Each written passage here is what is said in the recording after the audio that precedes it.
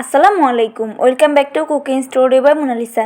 আজকে আপনাদের সাথে দুধ আর পাউরুটি দিয়ে ভীষণ মজাদার ব্রেড পুডিং রেসিপি শেয়ার করব। আশা করি আজকের রেসিপিটি আপনাদের ভালো লাগবে। রেসিপি ভালো লেগে থাকলে প্লিজ একটি লাইক দিয়ে দেবেন এবং আপনি যদি চ্যানেল নতুন হয়ে থাকেন অবশ্যই চ্যানেলটি সাবস্ক্রাইব করে দেবেন। প্রথমে আমি পুডিংয়ের জন্য নিয়ে নিচ্ছি এখানে 7 পিস পাউরুটি। এখানে আমি ছোটো সাইজের পাউরুটি ইউজ করছি, তাই আমি 7 পিস নিয়েছি। আপনারা যদি বড় সাইজের ইউজ করেন তাহলে 4 পিস নিলেই হয়ে যাবে। এবার পাউরুটির আমি ব্রাউন অংশটা সাইড থেকে কেটে বাদ দিয়ে দিচ্ছি। আপনারা চাইলে ব্রাউন অংশ সহ নিতে পারেন।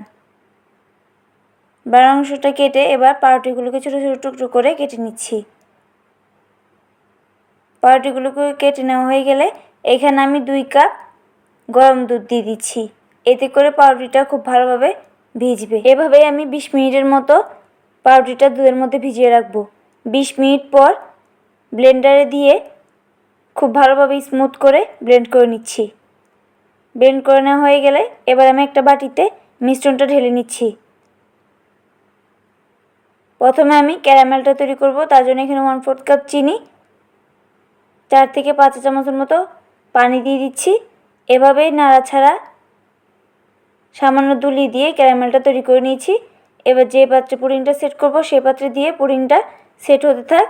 সে ফাঁকে আমি এখানে নিয়ে নিচ্ছি 3টা নর্মাল টেম্পারেচারে থাকা ডিম। ফ্রিজে থাকলে অবশ্যই 30 মিনিট আগে বের করে নেবেন।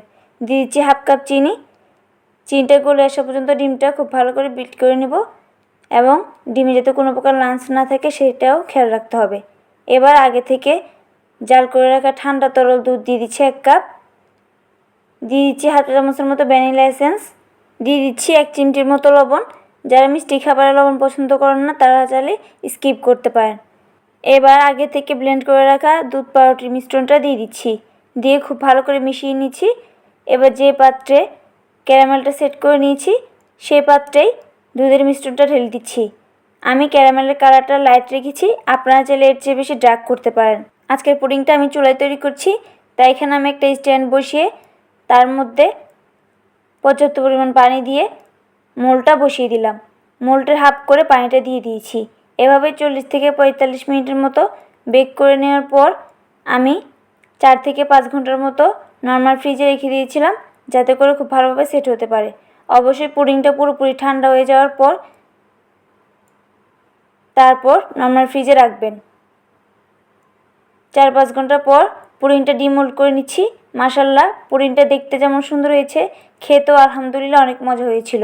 আপনারা রেসিপিটি একবার ট্রাই করে দেখতে পারেন। যারা পুডিং বানাতে ভয় পান, পুডিং ভেঙে যায়, তারা এবার ব্রেড পুডিং বানিয়ে দেখবেন, ইনশাআল্লাহ আপনাদের ভালো লাগবে। রেসিপিটি কেমন লেগেছে কমেন্ট করে জানাতে ভুলবেন না।